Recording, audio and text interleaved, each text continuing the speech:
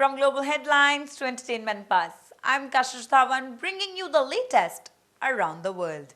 The United States and Iran are once again standing at the edge. Warships in the Arabian Sea, missiles on high alert, diplomacy running out of time. This is not a drill. This is not posturing. This is the most dangerous moment in US-Iran relations since last year's airstrike on Iranian nuclear sites. And the Middle East is holding its breath.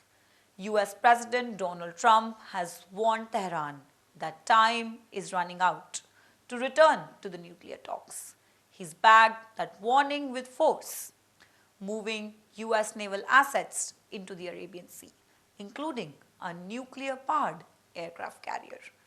And Iran's response to all of this was immediate and chilling.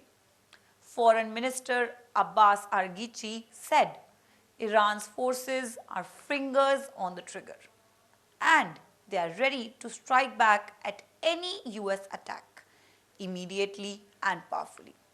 So, if any escalation this time comes, just 7 months after US bombers hit Iranian nuclear facilities during Tehran's 12-day war with Israel, Iran responded by firing missiles at Qatar's Al Udeid Air Base, the largest US military installation in the Gulf, and it targeted the Israeli cities.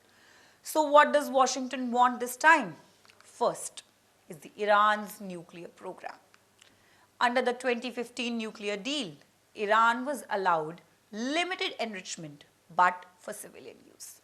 But today the IAEA says Tehran holds more than 400 kilograms of uranium, enriched to 60%, just short of weapons grade. Washington wants a complete halt.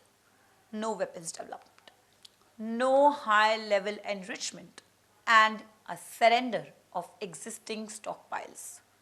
Second, Iran's missile program. Its ballistic missiles can reach between 1,700 and 2,500 kilometers, putting both Israel and US bases across the region in range. The US demand fewer missiles, shorter range, and lower threat. Now the third thing is Iran's regional network, from Hezbollah to militias in Iraq, Syria, and Yemen. The US wants Tehran to end support for what it calls the proxy war machine. What does Iran want? It wants sanction reliefs. Since 2018, Iran's oil exports have collapsed. Its currency has crashed and inflation has erupted. The middle class is shrinking and the economy is under strain. Tehran also wants to keep its nuclear program under control limits, its missile deterrent, and its regional influence. Iran said that its nuclear program is civilian. Washington and Israel says that it is a countdown clock. So how close are we to a war? Let's find out. The military buildup is real. The USS Abraham Lincoln is now in the Arabian Sea. US bombers have already hit Iranian facilities once, and Trump has publicly suggested that strike on Iran's oil infrastructure will happen if talks fail. But regional powers, including Saudi Arabia, the UAE, and Qatar, are pushing for de-escalation. They have already told both sides that they will not allow their airspace to be used for the war. Europe is also cautious. Iran does not trust Trump after he walked away from the last deal. And Washington, it does not trust Iran's enrichment numbers. What we are seeing today is not diplomacy. It is leverage. Military pressure meeting economic desperation, with the Middle East caught in between. This is not just a nuclear standoff.